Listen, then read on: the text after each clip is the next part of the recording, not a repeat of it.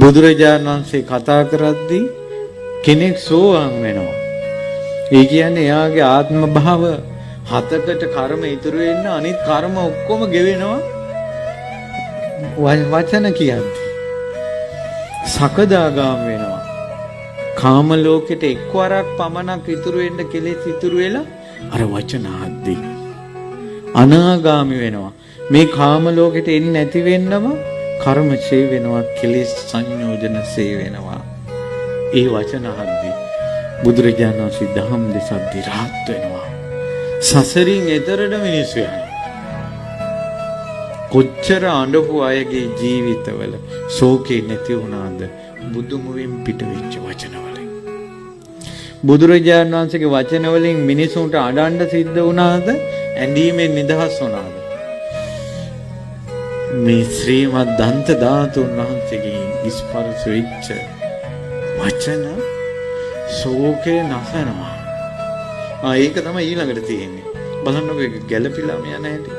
රාග විරාග මනේජම සෝකං.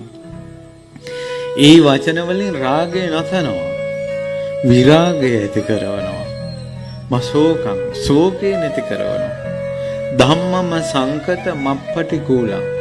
ඒ වචන වල කිසිම පිළිකුල් බවක් නැහැ ධර්මයේ. මధుරමි මම්පගුණංසු විබත්තං. ඒ වචන මధుරයි. ඒ වචන පුරුදු කරනකොට ජීවිතේට ක්‍රියාවක් විදිහට පුරුදු කරන්න ගත්තොත් සාන්තයි. අන්නේ ධර්මය ධම්මමි මං සරණත්ත මුපේමි. ඒ උතුම් ධර්මයේ මම සරණ යමි. ඒ ධර්මයෙන් සැනසුණා පිරිසක්. ඒ පිරිසට කියන සංගරුවන කියලා. යත්තච දින්න මහප්පලමාහෝ. අන්නේ සැනසුන පිරිසට දානයක් දුන්නොත් මහත්ඵලයි. චතුසු සුචීසු පුරිස යුගේසු. යුගල වශයෙන් 4ක් ඉන්නවා. සෝවාන් මාර්ගඵල, සකදාගාමි මාර්ගඵල, අනාගාමි මාර්ගඵල, අරහත් මාර්ගඵල. අට්ඨච පුද්ගල ධම්ම දසාතේ. ධර්මානුකූලව බැලුවොත් 8 දිනක් ඉන්නවා. සෝවාන් මාර්ගයේ යන සෝවාන් ඵලයටපත් වුණ, සකදාගාමි මාර්ගයේ යන සකදාගාමි ඵලයටපත් වුණ, අනාගාමි මාර්ගයේ යන අනාගාමි ඵලයටපත් වුණ, අරහත් මාර්ගයේ යන අරහත් ඵලයටපත් වුණ 8 දෙනයි. සංගමි මං සරණත්ත මුපේමි. මඟඵලලාභී සංගරුවන මම සරණ යමි.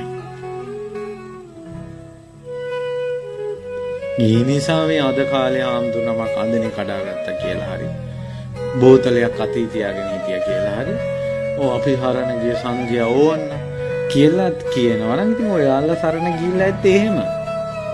අපි සරණ ගිය ආර්ය මහා සංඝරත්නය.